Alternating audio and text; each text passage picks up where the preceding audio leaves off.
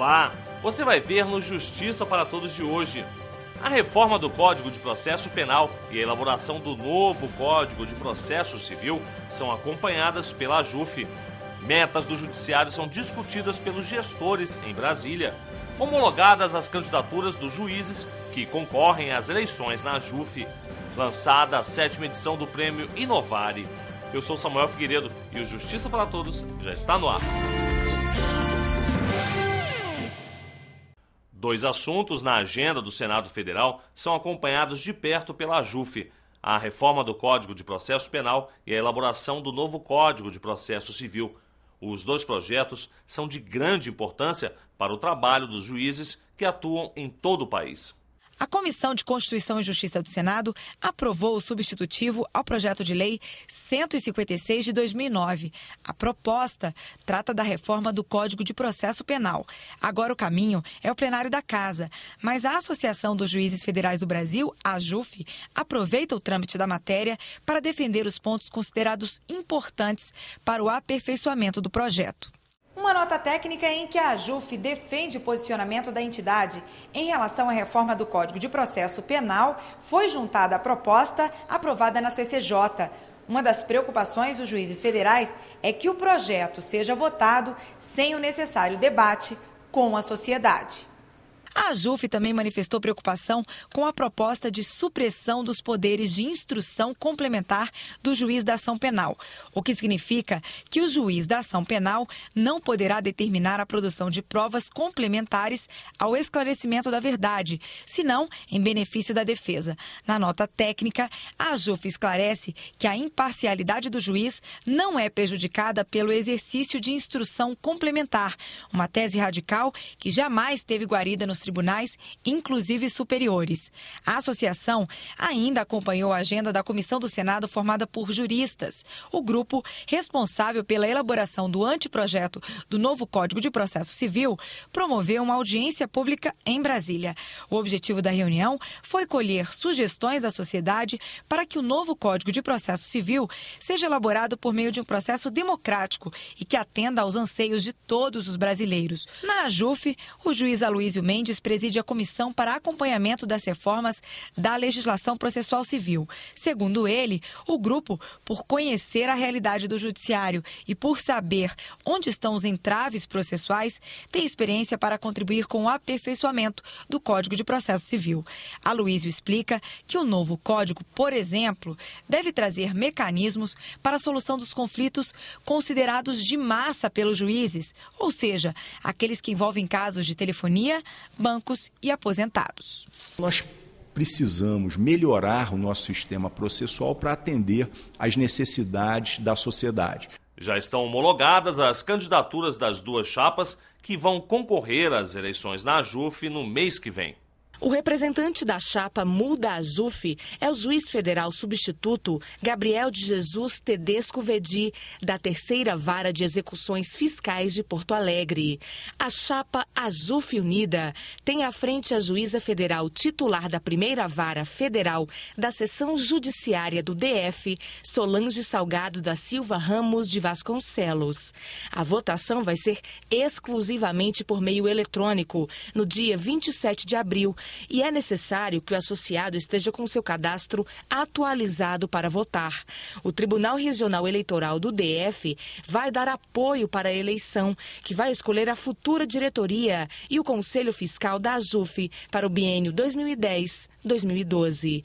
Outras informações sobre as eleições da AJUF no site www.ajuf.org.br. E no próximo bloco você vai ver uma reportagem sobre o workshop que discutiu as 10 metas prioritárias do Poder Judiciário para este ano. Não saia daí, voltamos daqui a pouco.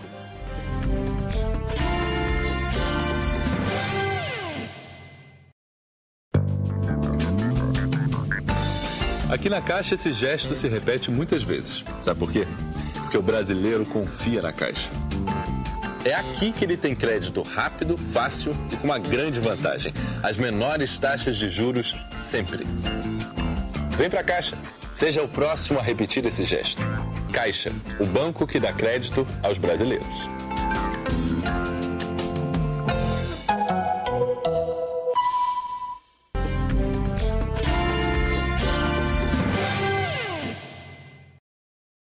a AJUF divulga uma nota pública onde comenta as recentes declarações do presidente do Supremo Tribunal Federal ao jornal Folha de São Paulo. A entidade sai novamente em defesa da magistratura federal. As declarações do ministro Gilmar Mendes ao jornal Folha de São Paulo foram divulgadas na edição do último dia 22. Na entrevista, Mendes afirma que o momento mais dramático de sua gestão, que se encerra dia 23 de abril, foi o habeas corpus em benefício do banqueiro Daniel Dantas. De acordo com o ministro, houve uma decisão do STF e menos de 24 horas depois, já havia uma outra ordem de prisão, em claro descumprimento à decisão do STF. Daí ter sido dado um novo habeas corpus. A nota pública divulgada pela Associação dos Juízes Federais do Brasil, AJUF, explica que em relação aos habeas corpus concedidos ao banqueiro Daniel Dantas, especialmente o segundo, jamais houve qualquer tentativa de afrontar a decisão monocrática do senhor ministro Marco Aurélio e que esse ministro denegou a ordem, reconhecendo a existência de fundamento para a declaração da prisão. Em outro trecho da matéria publicada pelo jornal, o presidente do STF diz que, às vezes, os conflitos são necessários e que, no fato relatado, os juízes estavam se sublevando contra pedido de informação feito por desembargador. Mas, segundo a AJUF, nenhuma investigação confirmou que os juízes em questão estivessem se sublevando contra pedido de informação do desembargador. Lembrando que a proposta de abertura de procedimento disciplinar contra 5 juízes federais que atuavam em varas federais criminais de São Paulo foi rejeitada pelo órgão especial do Tribunal Regional Federal da Terceira Região pela amplíssima maioria dos 15 votos a 1. A nota ainda esclarece que não seguiu adiante o pedido de investigação sobre o procedimento de 134 juízes que subscreveram o manifesto em favor da independência funcional da magistratura, por ocasião da decretação da prisão e soltura do banqueiro Daniel Dantas. Foi o então Corregedor-Geral da Justiça Federal, ministro Hamilton Carvalho, atendendo o requerimento da AJUF, que trancou a iniciativa.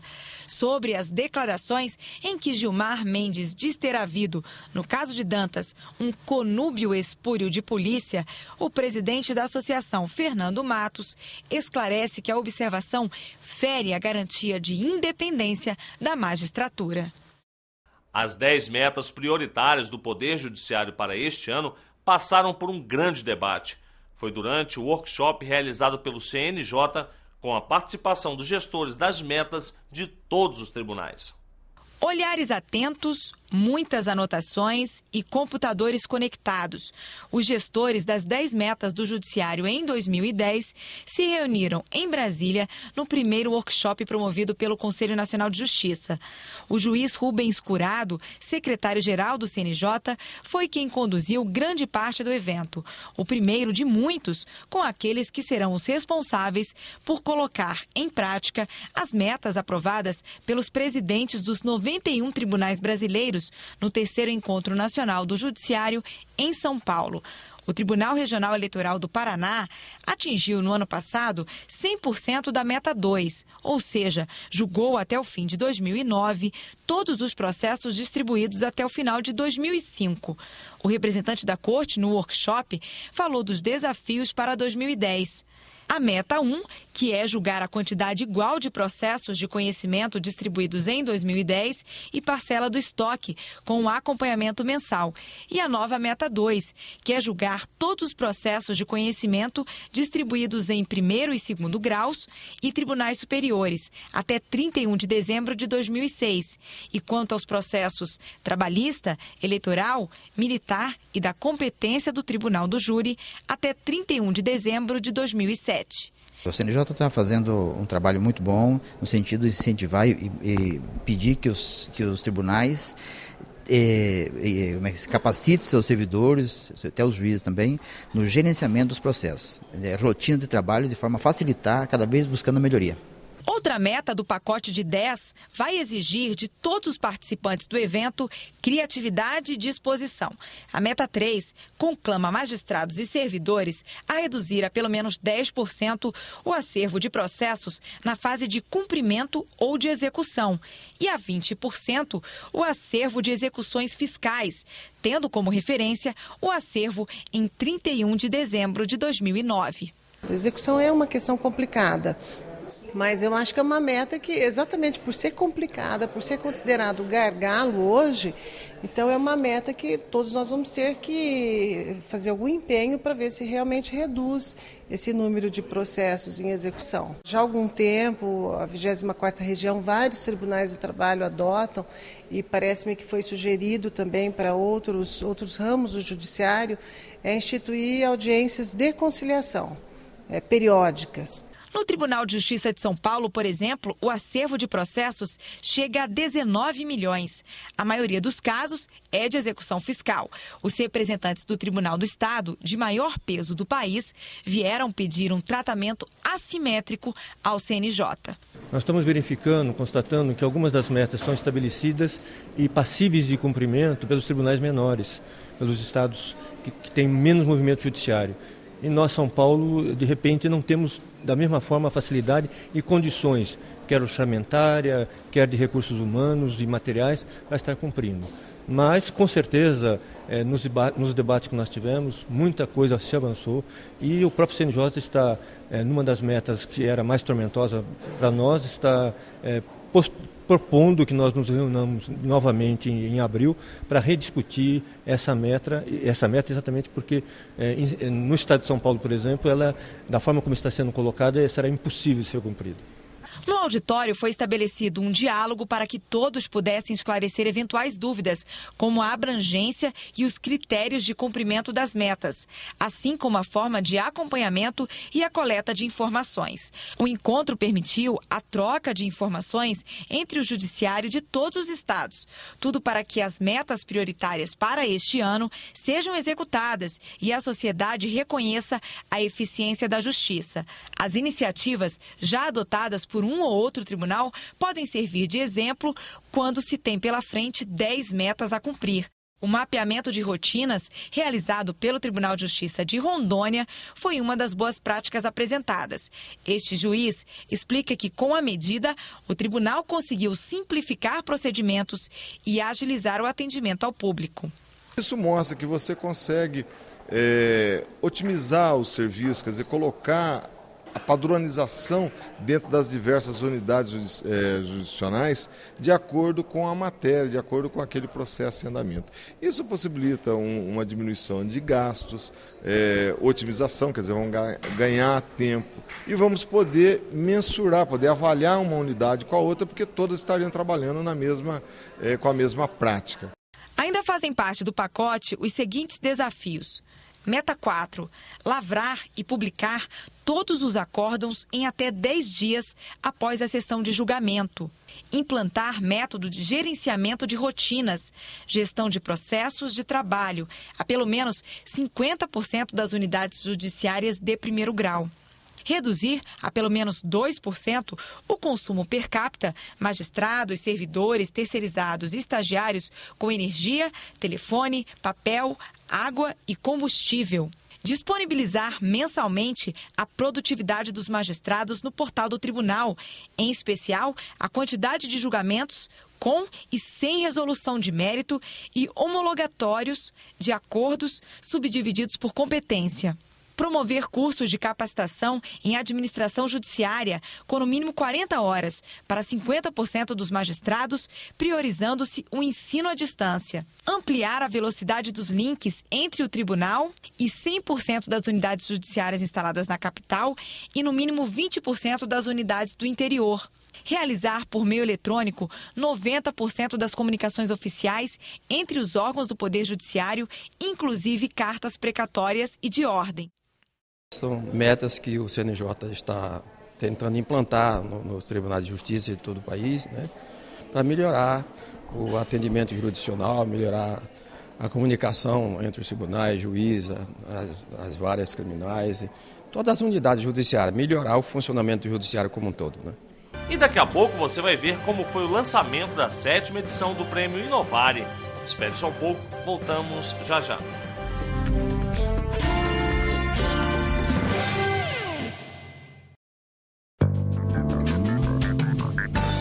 Aqui na Caixa esse gesto se repete muitas vezes. Sabe por quê?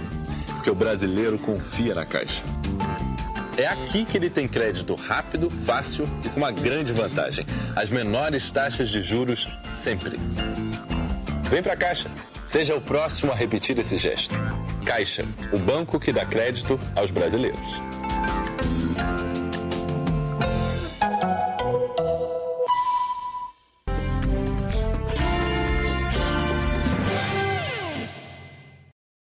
A juíza federal Mônica Cifuentes, associada da AJUF, tomou posse no cargo de desembargadora federal do Tribunal Regional Federal da Primeira Região, com sede em Brasília. A solenidade foi prestigiada pelo presidente do Supremo Tribunal Federal, ministro Gilmar Mendes, além de integrantes de outros tribunais superiores.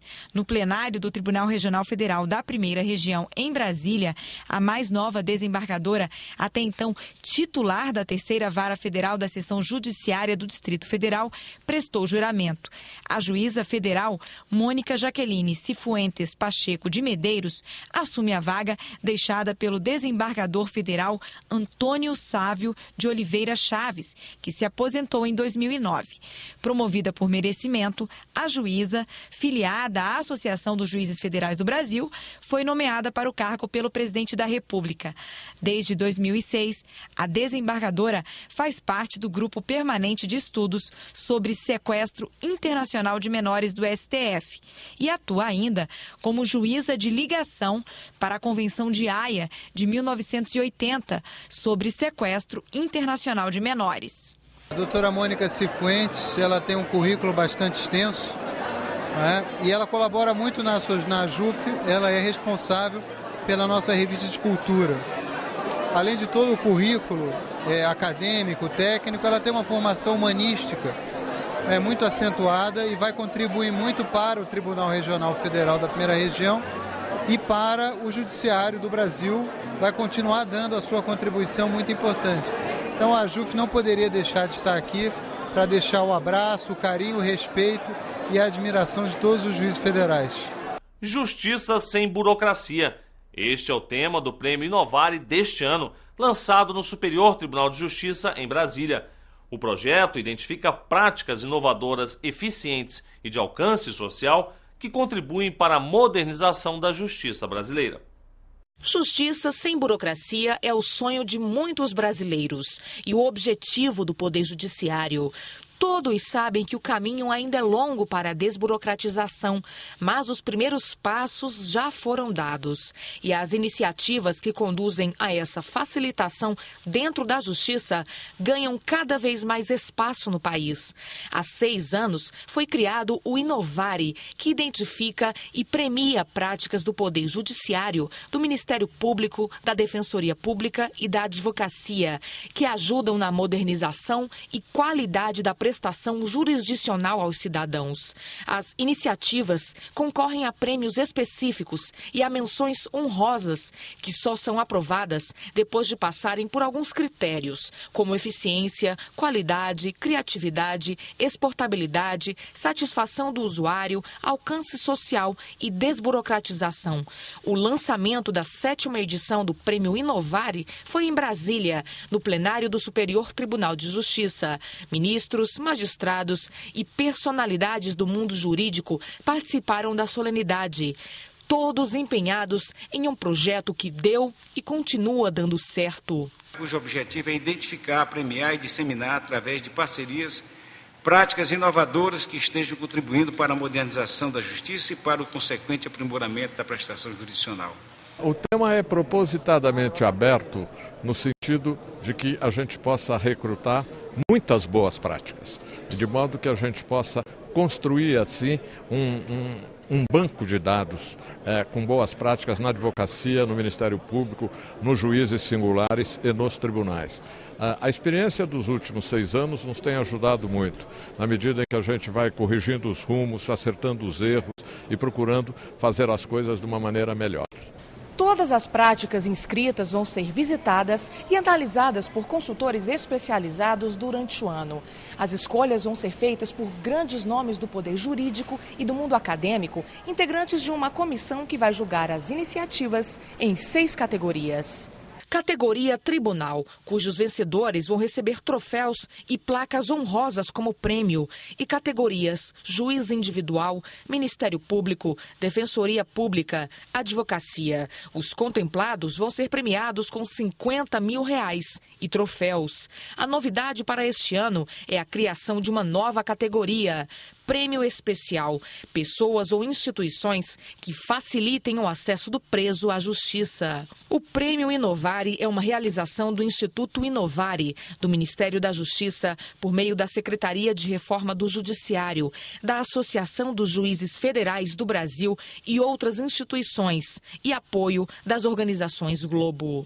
O Prêmio Inovare tem um grande mérito, que é trazer, como disse o ministro Gilmar, a luz do holofote, a luz do sol, experiências que muitas vezes ficam sumidas, digamos assim, nos pequenos lugares desse Brasil.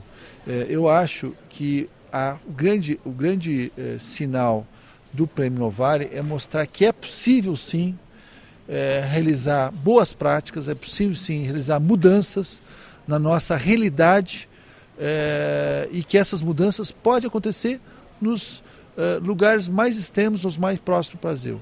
Né?